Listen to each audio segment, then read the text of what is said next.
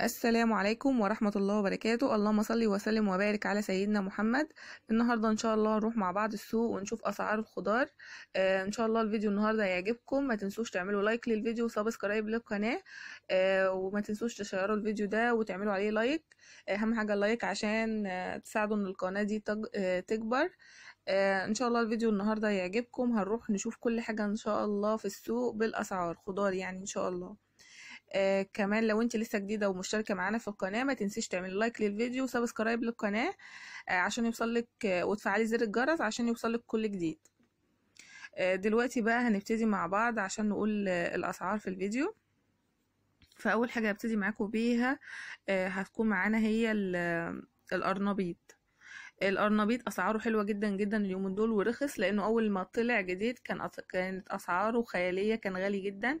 ولازم عشان تجيب القرنبيط يبقى كبير الحجم كده، والقرص بتاعه لازق في بعضه، ويكون ابيض ما يكونش فيه اي عيوب. سعر الواحده من ديت بتتراوح من 5 جنيه لحد 7 جنيه، ويعني ما بتزيدش عن 7، بكتير قوي 8. بس اسعاره حلوه جدا جدا ونزل كتير عن الاول. كانت اسعاره غاليه جدا اول ما ظهر يعني. وكمان ممكن يعني بتفصلي وانتي بقى وشطارتك على حسب ما انتي ما تقدري تفصلي يعني.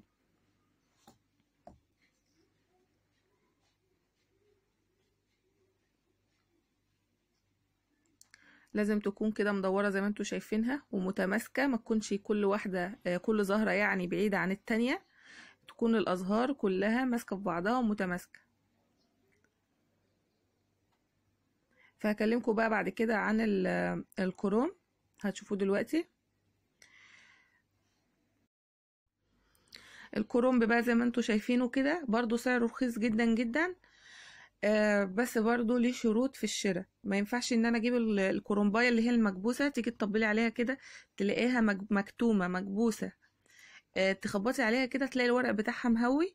عشان خاطر الورق بتاعها بيبقى مهوي بتدي معاكي ورق اكتر، وكمان بتبقى ورقها سهل في العمايل، وورقها كمان بيبقى مسكر وجميل. وكمان تجيب الكروم بيكون فريش، يعني ما يكونش بايت بقاله يومين 3. بيبقى طبعا باين عليه وواضح عليه، بيبقى الورق بتاعه من بره اصفر، لا نجيبه ورق وكده اخضر. وكل ما يكون هو لسه يعني فريش وصابح بيبقى مسكر بعد كده في العمايل وبيبقى طعمه احلى. لازم تخبطي كده على الكرومباية عشان خاطر تشوفيها وتعرفي ان هي يعني خفيفة كده، وتحسي ان هي ايه يعني بتخبط معاكي، يعني زي ما تقولي كده ايه مش مكتومة. لان المكتومة المضغوطة ديت مش هتطلع معاكي ورق، يبقى الورق بتاعها تخين ومش هتطلع معاكي ورق خالص. طبعا الكرومباية سعرها من دول الكبيرة قوي ب10 جنيه وصغيرة ب5. كمان هي بقى على حسب، ممكن تبيعها لك ب7، ممكن تبيعها لك ب6، يعني على حسب ما انت بتفصلي معاه. كمان على حسب حجم الكرومبة، لما تكون كبيرة قوي تديها لك ما تقولك ب10، بس هي ما تزيدش يعني عن 10 اليومين دول، لان ده الموسم بتاعه يعني متواجد يعني بكمية كبيرة. كمان معانا الجزر، لما جينا سألنا لقينا ان الكيلو ونص ب10. وفي اللي لوحده الكبير قوي ده الكيلو فيه ب5 جنيه. سعره برضو نزل، كان غالي جدا، كان وصل 15 جنيه. القلقاس جميل جدا. القلقاس ده من شنوان، بلد اسمها شنواني ودي بلد القلقاس. شنواني يعني بيقولوا عليه قلقاس شنواني. الكيلو فيه ب5 جنيه وبينفع للتخزين وجميل جدا جدا. وزي ما انتوا شايفينه كده هو لونه احمر. بيبقى انواع، بيبقى فيه منه احمر وفيه منه ابيض.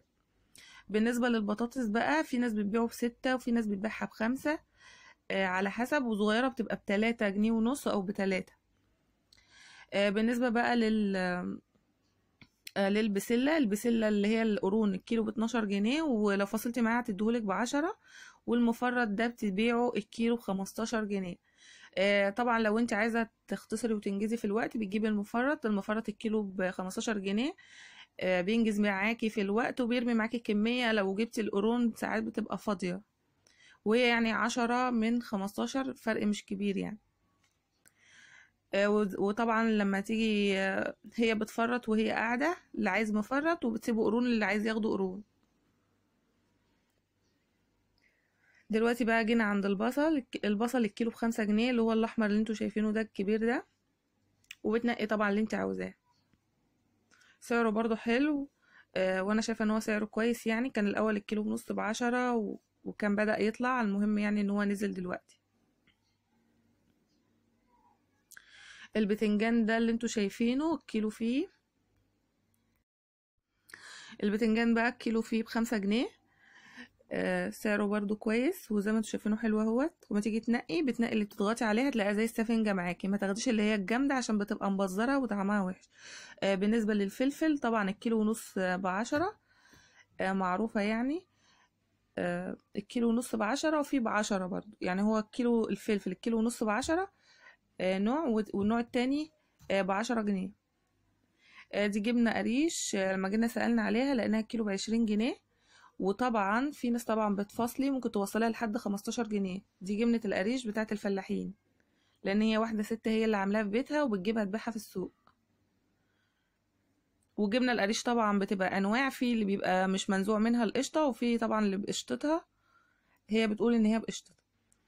بالنسبة بقى للطماطم الكيلو فيها ب4 جنيه. وفي طبعا نوع تاني كده في الصينية اللي جنبها كانت ب3 جنيه. بس هي